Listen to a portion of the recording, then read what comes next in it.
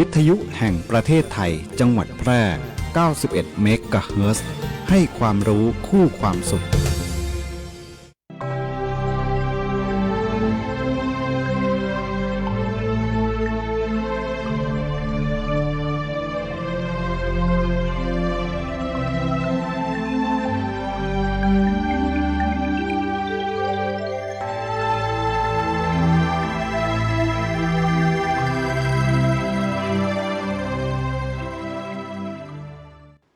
28 กรกฎาคมมหาสวัสดิ์เฉลิมฉัตรเฉลิมพระชนมพรรษาสง่าสมบรมกษัตริย์ขัตติยาปวงประชาน้อมคารวะถวายพระพรทะประสงค์จำนงใดให้สำฤทธิ์จงสฤทธิ์พิพิธชัยสโมสรเทวราชประสาทเสกอเนกพรสถิตบวรเป็นขวัญชาติถวยราชไทยน้อมประนตทศมราชาพระเกียรติก้องพระยศยิ่งชนแท้สองทุกการสมัยทะผู้ทรงดำรงศักดิ์เป็นหลักชัยพระเมตตาล้อมดวงใจไทยทุกชนทรงเกื้อหนุนปวงไทยอุ่นไอรักประสบพร้อมถวายพักทุกแห่งหนพระไตรรัตน์ดลสวัสดิ์มิ่งมงคลน้อมสรรเสริญเฉลิมพระชนทรงพระเจริญด้วยเกล้าด้วยกระหม่อมขอเดชะข้าพระพุทธเจ้านายสมชัยเลิศประสิทธิพันธ์ผู้ว่าราชการจังหวัดแพร่พร้อมด้วยประสงค์นิกรจังหวัดแพร่ทุกหมู่เหล่า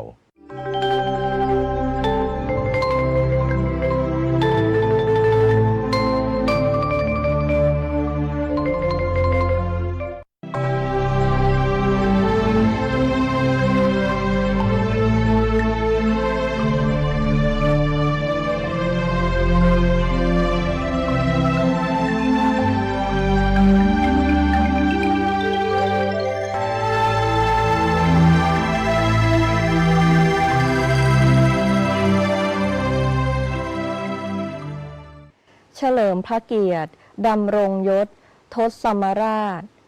เนื่องโอกาสเฉลิมพระชนมพรรษาสืบจากกรีวงศ์องค์ทศพิธราชธรรมมาราชปฏิพัฒน์วัฒนาด้วยบารมี พระราชกิจวิจิตรแจ้งส่องทั่วล่าอภิบาลให้ประชาเป็นสุขสีพระเกียรติก้องสง่าสมบรมจักรีพระภูมิคำจุลราชชาติรุ่งเรืองจิตอาสาพระราชทานก่อกำเนิดเพื่อชูเชิดความสามัคคีไทยทั้งผองน้ำพระทัยดั่งน้ำทิพย์ไหลเนืองนองสืบสนองสารปณิธานพระชนกาขออัญเชิญเทพไทยนฤมิตเฉลิมฤทธิ์ประสิทธิผลดลรักษาพระชนชื่นยืนยงองค์ราชาพระศกทั่วล่าถวายบังคมทรงพระเจริญด้วยเกล้าด้วยกระหม่อมขอเดชะข้าพระพุทธเจ้านางสาวธิติมาสุภาพันธ์ประธานแม่บ้านมหาดไทยจังหวัดแพร่พร้อมด้วยสมาชิกชมรมแม่บ้านมหาดไทยจังหวัดแพร่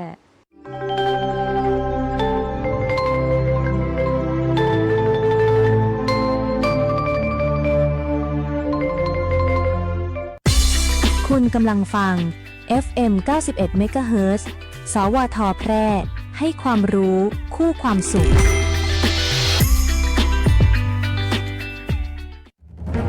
โปรดระวังมิจฉาชีพแอบอ้างแบงก์ชาติว่าจะช่วยติดตามเงินที่ถูกหลอกคืนได้อย่าเชื่อเด็ดขาดอย่าโอนเงินอย่าให้ข้อมูลส่วนตัวหากมีข้อสงสัยติดต่อแบงก์ชาติโทร1213อย่าหลงเชื่ออย่าตกเป็นเหยื่อซ้ำอีกครั้งแบงก์ชาติห่วงใยเตือนภัยการเงินย้ำอีกครั้งแบงก์ชาติโทร1213ปัจจุบันการเคลื่อนย้ายแรงงานระหว่างประเทศของไทยเริ่มเปลี่ยนแปลงโดยเฉพาะอย่างยิ่งการเคลื่อนย้ายแรงงานจากประเทศเพื่อนบ้านได้แก่เมียนมาลาวและเวียดนามโครงสร้างของประชากรที่เปลี่ยนแปลงไปสู่สังคมสูงอายุจึงมีความจำเป็นที่ต้องนำแรงงานต่างด้าวมาทดแทนกำลังแรงงานไทยที่ยังไม่เพียงพอในหลายกิจการ สำนักงานจัดหางานจังหวัดแพร่เป็นหน่วยงานหลักที่ให้บริการจัดหางานแก่ประชาชนทุกกลุ่มเป้าหมายรวมถึงการควบคุมการทำงานของคนต่างด้าวซึ่งปัจจุบันได้นำระบบ e-work permit เข้ามาอำนวยความสะดวกในการให้บริการแก่นายจ้างสถานประกอบการและแรงงานต่างด้าวในกระบวนการการรับคำขอการแจ้งการทำงานของคนต่างด้าวและการผลิตใบอนุญาตการทำงานทางนี้สามารถรับชมวิดีทัศน์การให้บริการผ่านระบบ e-work permit ได้ที่เพจ Facebook สำนักงานจัดหางานจังหวัดแพร่หรือสอบถามรายละเอียดเพิ่มเติมผ่านแอปพลิเคชัน LINE Official S435DEAQA หมายเลขโทรศัพท์ 0545117721 หรือ 0545118807 และสายด่วนกรมการจัดหางาน 1506 กด 2 สำนักงานจัดหางานจังหวัดแพร่มุ่งให้นายจ้างและแรงงานต่างด้าวได้รับการคุ้มครองตามกฎหมายอย่างเป็นธรรม เทศกาลเดินทางจะใกล้หรือไกลความอุ่นใจต้องมาก่อนขึ้นเครื่องลงเรือเดินทางไกลบาดเจ็บกระเป๋าหายไม่ต้องหวั่นใจเพราะมีประกันภัยคุ้มครองสบายใจได้ทุกทริปแค่3 ชอที่ใช่สำหรับคุณเช็คชัดชัวร์เช็คกรมธรรม์ประกันภัยการเดินทางให้พร้อมชัดเจนกับเงื่อนไขกรมธรรม์และความคุ้มครองชัวร์ได้เลยหากมีกรมธรรม์ประกันอุบัติเหตุการเดินทางที่พร้อมบริการฉุกเฉิน24 ชั่วโมงชัดทุกเช็คชัวร์ทุกทริปสายด่วนคปภ1186คปภคุ้มครองผู้ทำประกันภัยประกันภัยคุ้มครองคุณเป็นอาหยังจะได้มาแย่นาเศร้าๆกึดนักกะก็บอกฮือคืดนักได้จะได้ก็เรื่องหนี้สินกวนใจหาตั้งออกก็บ่ได้เนี่ย อ้าวแล้วจะได้บ่ลองไปปรึกษากองทุนฟื้นฟูและพัฒนาเกษตรกรดูล่ะได้ขึ้นทะเบียนเป็นสมาชิกกองทุนไว้แล้วยังแน่สงสัยยังบ่ฮู้แน่ๆเลยก็ถ้าเป็นสมาชิกแล้วมีหนี้ในระบบเกี่ยวกับการเกษตรเขาสามารถยื่นขอขึ้นทะเบียนหนี้กับสำนักงานกองทุนฟื้นฟูและพัฒนาเกษตรกรสาขาแปรได้นะเขาจะให้คำปรึกษาหรือช่วยแก้ปัญหาหนี้สินของเกษตรกรตัวเนอร์โอ้ยมีจะอีตัวกะแล้วถ้าเขาบ่มีหนี้บ่มีสินดุจะมีอันอย่างมาส่งเสริมสนับสนุนเกษตรกรพ่องมีเหมือนกันนะเขาก็ไปสมัครเข้าองค์กรหรือจัดตั้งกลุ่มใหม่ร่วมกันบ่น้อยกว่า50 คนก็ได้แล้วก็ไปขอรายละเอียดยื่นเสนอแผนและโครงการเพื่อฟื้นฟูและพัฒนาอาชีพของเขาแต่แล้วเขาจะไปติดต่อตังใดอ๋อสำนักงานกองทุนฟื้นฟูและพัฒนาเกษตรกรสาขาแปรตั้งอยู่ตรงข้ามธนาคารออมสินสาขากาดน้ำทองตำบลนาจักอำเภอเมืองแปรจังหวัดแปรโทร054-534-381 หรือ 080-067-1185 เกษตรกรที่ไปติดต่อบ่ได้เสียการใช้จ่ายใดๆทั้งสิ้นนะเจ้าคุณกำลังฟัง FM 91 MHz สวทแพร่ให้ความรู้คู่ความสุข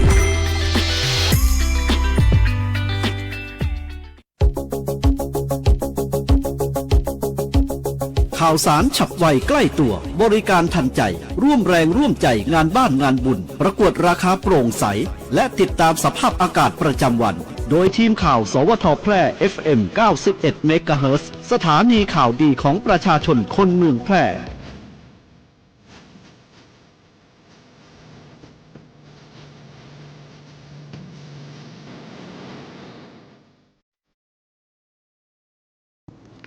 สวัสดีครับสถานีวิทยุกระจายเสียงแห่งประเทศไทยจังหวัดแพร่เสนอข่าวท้องถิ่นประจำวันอังคารที่ 28 กรกฎาคม พุทธศักราช 2569 โดยมีหัวข้อข่าวดังนี้ครับ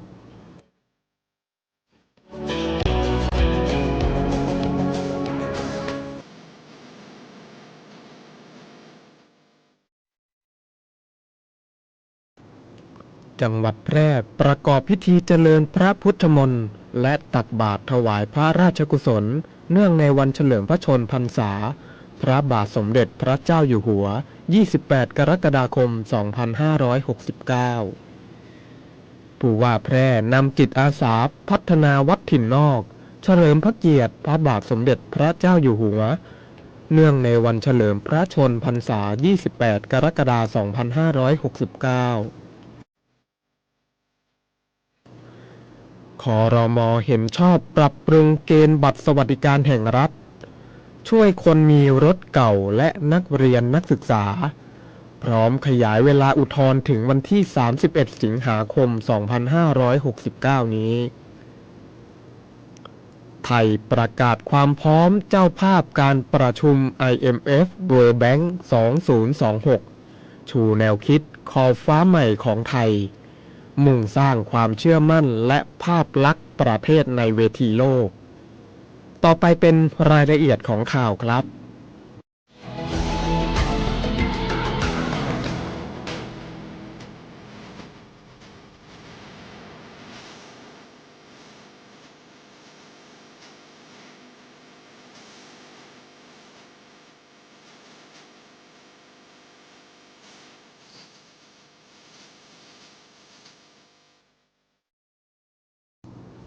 จังหวัดแพร่ประกอบพิธีเจริญพระพุทธมนต์และทำบุญตักบาตร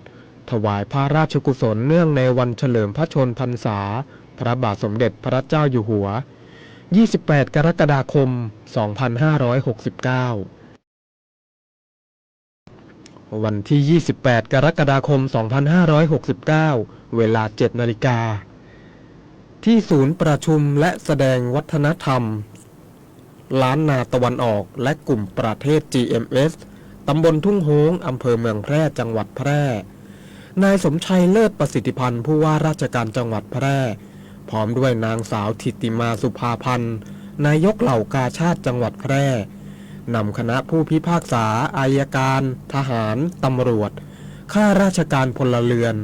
หน่วยงานภาครัฐภาคเอกชนและประชาชนทุกหมู่เหล่าเข้าร่วมพิธีเจริญพระพุทธมนต์และทำบุญตักบาตรถวายพระราชกุศลเนื่องในโอกาสวันเฉลิมพระชนมพรรษาพระบาทสมเด็จพระปรมินทรรามาธิบดีศรีสินมหาวชิราลงกรณ์พระวชิรเกล้าเจ้าอยู่หัว 28 กรกฎาคม 2569 เพื่อแสดงความจงรักภักดีและน้อมสำนึกในพระมหากรุณาธิคุณโดยกิจกรรมประกอบด้วยพิธีทางศาสนามหามงคลการทำบุญตักบาตรถวายพระราชกุศลและพิธีถวายสัตย์ปฏิญาณเพื่อเป็นข้าราชการที่ดีและพลังของแผ่นดินประจำปี 2569 ภายในพิธีผู้ว่าราชการจังหวัดแพร่ได้จุดธูปเทียนบูชาพระพุทธนวราชบพิตรและถวายดอกไม้ธูปเทียนหน้าพระบรมขออภัยครับหน้าพระบรมฉายาลักษณ์พระบาทสมเด็จพระเจ้าอยู่หัวจากนั้นพระสงฆ์เจริญพระพุทธมนต์ประธานสงฆ์กล่าวสัมมโนทนียกถาและนำเจริญสมาธิเพื่อถวายพระราชกุศลก่อนที่ผู้ว่าราชการจังหวัดแพร่จะถวายผ้าไตรจำนวน10 ไตรและถวายเครื่องไทยธรรมพร้อมทั้งมีผู้นำทางศาสนาอิสลามประกอบพิธีดุอาขอพรจังหวัดแพร่จะประกอบพิธีถวายเครื่องราชสักการะวางพานพุ่มและพิธีจุดถวายเทียนพระพรชัยมงคลณศูนย์ประชุมและแสดงศิลปวัฒนธรรมล้านนาตะวันออกและกลุ่มประเทศ GMS พร้อมกับทุกจังหวัดทั่วประเทศเพื่อร่วมเฉลิมพระเกียรติและแสดงความจงรักภักดีต่อพระบาทสมเด็จพระเจ้าอยู่หัวอย่างพร้อมเพรียง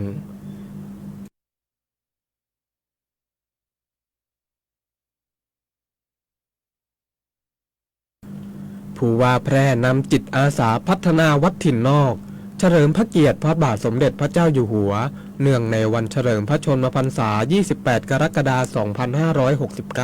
2569 วันที่ 28 กรกฎาคม 2569 เวลา 10 นาฬิกาที่วัดถิ่นนอกตำบลบ้านถิ่นอำเภอเมืองแพร่นายสมชัยเลิศประสิทธิพันธ์ผู้ว่าราชการจังหวัดแพร่ในฐานะผู้อำนวยการศูนย์อำนวยการจิตอาสาพัฒนาขออภัยครับศูนย์อำนวยการจิตอาสาพระราชทานจังหวัดแพร่นำหัวหน้าส่วนราชการข้าราชการเจ้าหน้าที่และประชาชนจิตอาสาร่วมกิจกรรมจิตอาสาพัฒนาเนื่องในโอกาสเฉลิมพระชนมพรรษาพระบาทสมเด็จพระปรมินทรมหารามาธิบดีศรีสินธรมหาวชิรลงกรณ์พระวชิรเกล้าเจ้าอยู่หัว เพื่อเฉลิมพระเกียรติและแสดงออกถึงความจงรักภักดี พร้อมน้อมสำนึกในพระมหากรุณาธิคุณที่ทรงมีต่อประสบนิกรชาวไทยโดยผู้เข้าร่วมกิจกรรมได้ร่วมกันบำเพ็ญสาธารณประโยชน์อาทิเก็บขยะมูลฝอยทำความสะอาดบริเวณวัดทาสีกำแพง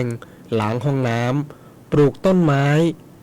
และปรับปรุงภูมิทัศน์โดยรอบให้สะอาดเป็นระเบียบและเอื้อต่อการใช้ประโยชน์ของพระสงฆ์และประชาชน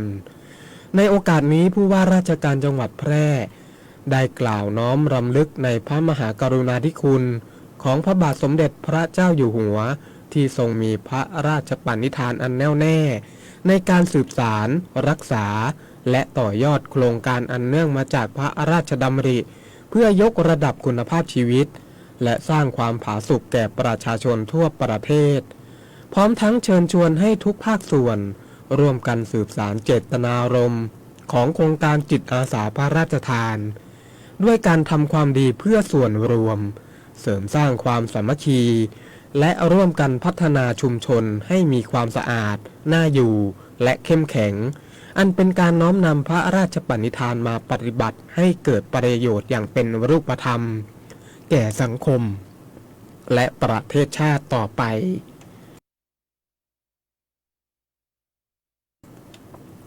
ครม.เห็นชอบปรับปรุงเกณฑ์บัตรสวัสดิการแห่งรัฐปี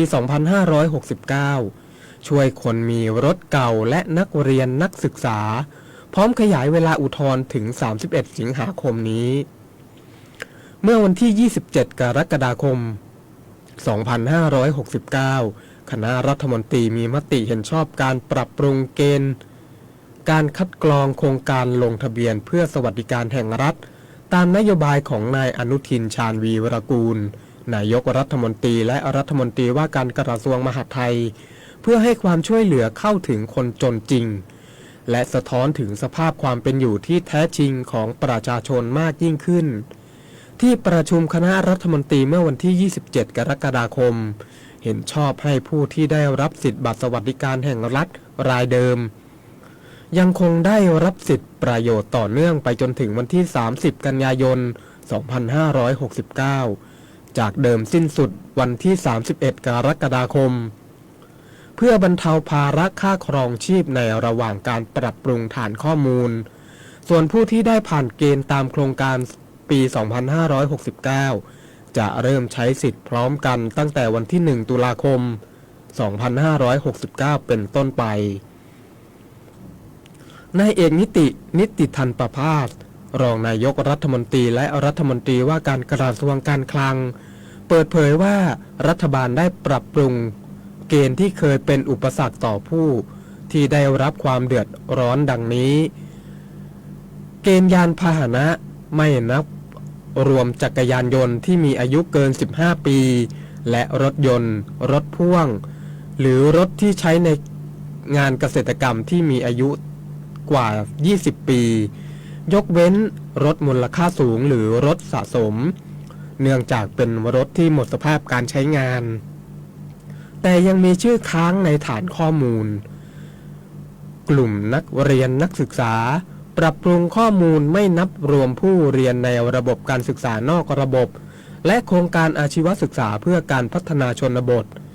กลุ่มวิสาหกิจชุมชนไม่นับรวมรายชื่อผู้ที่เป็นหุ้นส่วนหรือกรรมการในหุ้นส่วนจำกัดหรือบริษัทที่จดทะเบียนเป็นวิสาหกิจชุมชนหรือวิสาหกิจเพื่อสังคมบัญชีหลักทรัพย์ไม่รวมบัญชีที่ไม่มีกรรมสิทธิ์หรือมีข้อมูลต่ำมากตามที่ธนาคารแห่งประเทศไทยกำหนดด้านนายวินิตวิเศษสุวรรณภูมิโฆษกกระทรวงการคลังยืนยันการขยายระยะเวลาการยืนทบทวนสิทธิ์หรือการอุทธรณ์สามารถอุทธรณ์ออกไปจนถึงวันที่ 31 สิงหาคม 2569 และขยายเวลาแก้ไขข้อมูลณหน่วยงานที่ตรวจสอบได้ถึงวันที่ 20 กันยายน 2569 ผ่าน 4 ช่องทางหลักได้แก่เว็บไซต์โครงการหรือแอปพลิเคชันเป๋าตังแอปพลิเคชันทางรัฐและธนาคารรัฐทั้ง 5 แห่งคือธนาคารกรุงเทพขออภัยครับ ธนาคารกรุงไทยธนาคารออมสินธนาคารเพื่อการเกษตรและสหกรณ์ธนาคารอาคารขออภัยครับธนาคารทอสและธนาคารอิสลามแห่งประเทศไทยนอกจากนี้กระทรวงมหาดไทยยังได้จัดตั้งศูนย์บริการเบ็ดเสร็จจุดเดียว One Stop Service ในทุกอำเภอทั่วประเทศเพื่ออำนวยความสะดวกในการยืนยันตัวตนและช่วยเหลือผู้ที่ไม่ผ่านคุณสมบัติให้เข้าถึงสิทธิ์ได้อย่างแม่นยำและทั่วถึง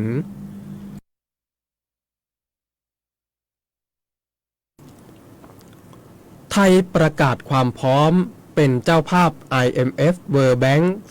2026 ชูแนวคิดขอบฟ้าใหม่ของไทยมุ่งสร้างความเชื่อมั่นและภาพลักษณ์ประเทศในเวทีโลกนายอนุทินชาญวีรกูลนายกรัฐมนตรีและรัฐมนตรีว่าการกระทรวงมหาดไทย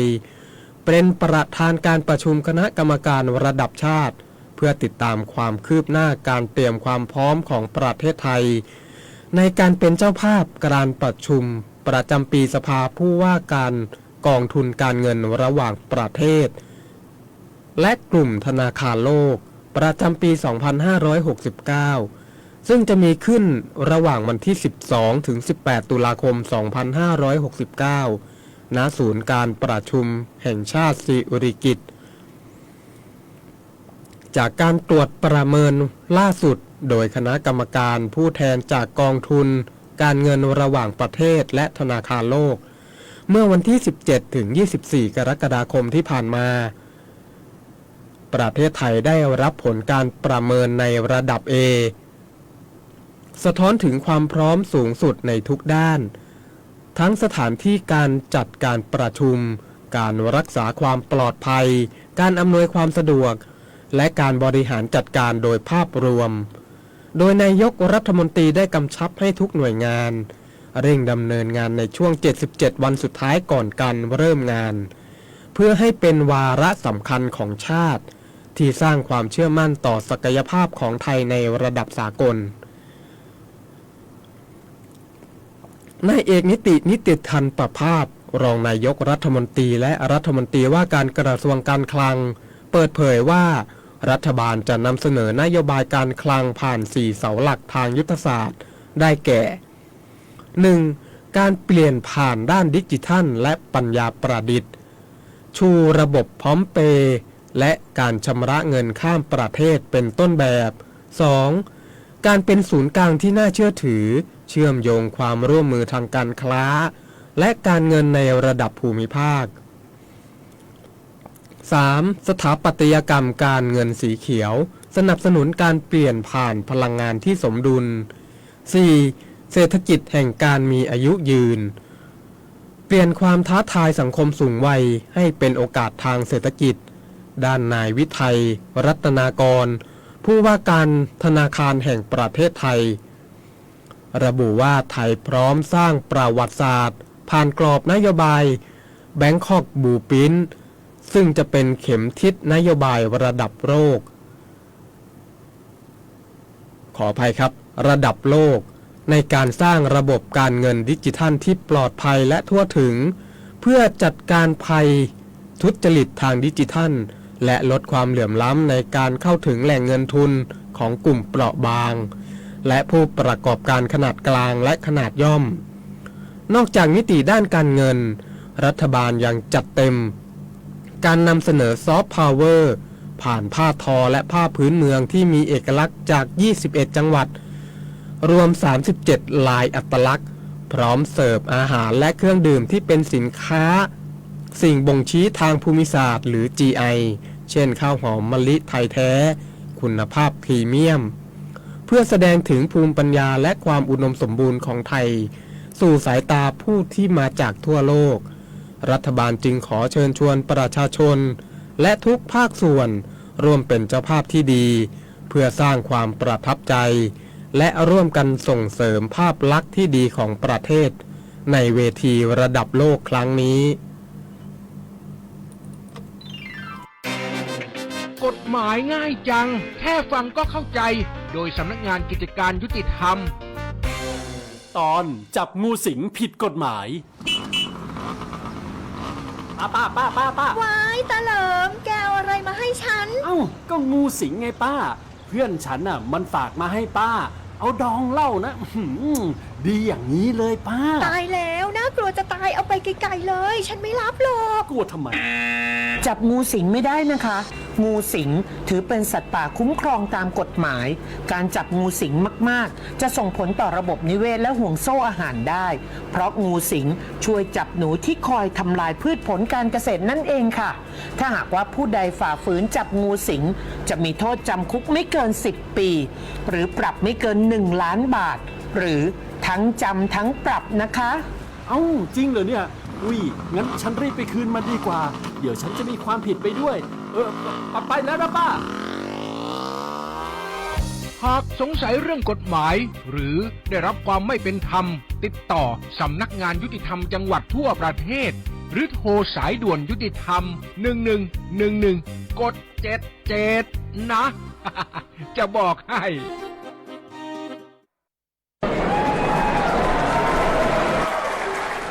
เฮ้ยลาบหมูดิบจานนี้เด็ดมากเลือดข้นๆเลยลองชิมดู หรอพี่แต่ช่วงนี้เขาเตือนเรื่องโรคไข้หูดับกันเยอะนะกินดิบๆแบบเนี้ยกลัวหูหนวกกลัวตายอะพี่ โถกินมาตั้งนานไม่เห็นเป็นไรดื่มเหล้าเข้าไปก็ฆ่าเชื้อแล้วหยุดความคิดนั้นครับมะนาวหรือเหล้าขาวไม่สามารถฆ่าเชื้อไข้หูดับได้เชื้อแบคทีเรีย Streptococcus suis ในหมูดิบเลือดดิบหรือแผลที่สัมผัสหมูสดสามารถทำให้เกิดเยื่อหุ้มสมองอักเสบติดเชื้อในกระแสเลือดจนหูหนวกถาวรหรือเสียชีวิตได้ในไม่กี่วันข้อมูลจากกองระบาดวิทยาพบผู้ป่วยและผู้เสียชีวิตอย่างต่อเนื่องทุกปีโดยเฉพาะผู้สูงอายุผู้มีโรคประจำตัว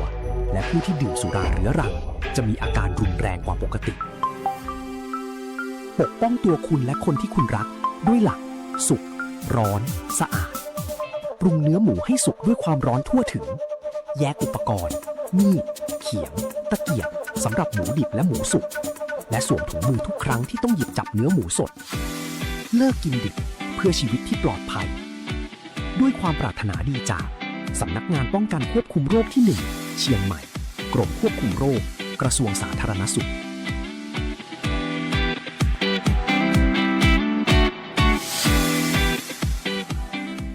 สวัสดีเจ้าน้ำตาลพิจักคณะนะเจ้า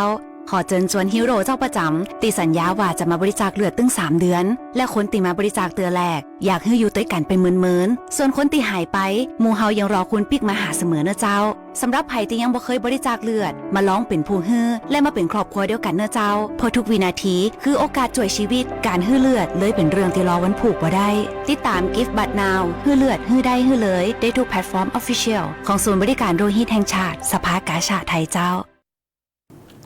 ติดตามพยากรณ์อากาศประจำวันจากสถานีอุตุนิยมวิทยาแพร่วันอังคารที่ 28 กรกฎาคม พุทธศักราช 2569 ตั้งแต่เวลา 6 นาฬิกาวันนี้จนถึงเวลา 6 นาฬิกาวันพรุ่งนี้พยากรณ์อากาศ 24 ชั่วโมงข้างหน้าภาคตะวันออกเฉียงเหนือและภาคตะวันออกมีฝนตกหนักมากบางแห่งส่วนภาคเหนือภาคกลางรวมทั้งกรุงเทพมหานครและปริมณฑลและภาคใต้ที่มีฝนตกหนักบางพื้นที่เนื่องจากร่องมรสุมพาดผ่านภาคเหนือตอนบนและประเทศลาวตอนบนประกอบกับมรสุมตะวันตกเฉียงใต้กำลังค่อนข้างแรงพัดปกคลุมทะเลอันดามันประเทศไทยและอ่าวไทยขอให้ประชาชนระวังอันตรายจากฝนตกหนักถึงหนักมากและฝนที่ตกสะสมซึ่งอาจทำให้เกิดน้ำท่วมฉับพลันและน้ำป่าไหลหลากโดยเฉพาะพื้นที่ลาดเชิงเขาใกล้ทางน้ำไหลผ่านและพื้นที่ลุ่มสำหรับคลื่นลมบริเวณทะเลอันดามันตอนบนมีกำลังค่อนข้างแรงมีคลื่นสูง 2-3 เมตรบริเวณที่มีฝนฟ้าคะนองคลื่นสูงมากกว่า3 เมตรส่วนทะเลอันดามันตอนล่างและอ่าวไทยตอนบนมีคลื่นสูงประมาณ2 เมตรบริเวณที่มีฝนฟ้าคะนองจะมีคลื่นสูงมากกว่า2 เมตรขอให้ชาวเรือ เดินเรือด้วยความระมัดระวังและหลีกเลี่ยงการเดินเรือในบริเวณที่มีฝนฟ้าคะนองส่วนเรือเล็กบริเวณทะเลอันดามันตอนบนควรงดออกจากฝั่งในระยะนี้ไว้ด้วยพยากรณ์อากาศบริเวณภาคเหนือมีฝนฟ้าคะนอง70%ของพื้นที่และมีฝนตกหนักบางแห่งบริเวณจังหวัดแม่ฮ่องสอนเชียงใหม่เชียงรายพะเยาน่านตากพิษณุโลกและเพชรบูรณ์อุณหภูมิต่ำสุด 23-27 องศาเซลเซียสอุณหภูมิสูงสุด 30-34 องศาเซลเซียสลมตะวันตกเฉียงใต้ความเร็ว 10-20 กิโลเมตรต่อชั่วโมงพยากรณ์อากาศบริเวณจังหวัดแพร่มีฝนฟ้าคะนอง60%ของพื้นที่ทัศนวิสัย 6-10 กิโลเมตรลมตะวันตกเฉียงใต้ความเร็ว 10-20 กิโลเมตรต่อชั่วโมงคาดว่าอุณหภูมิสูงสุดบ่ายวันนี้ประมาณ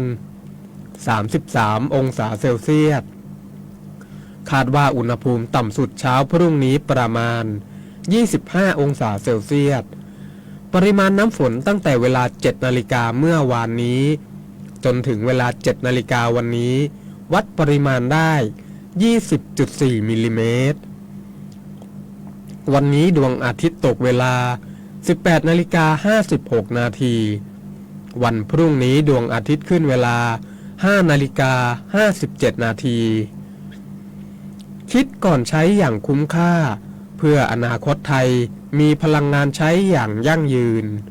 จบการเสนอข่าวท้องถิ่นพรชัยเอี่ยมนุ้ยอ่าน